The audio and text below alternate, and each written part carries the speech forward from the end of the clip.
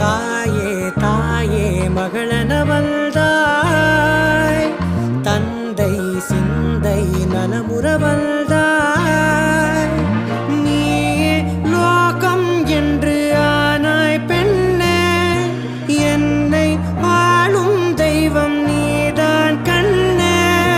பெற்றது நானா இல்லை உன் மகனே நானம்மா. தாயே தாயே மகளென வந்தாய், தந்தை சிந்தை நலமுற வந்தாய்.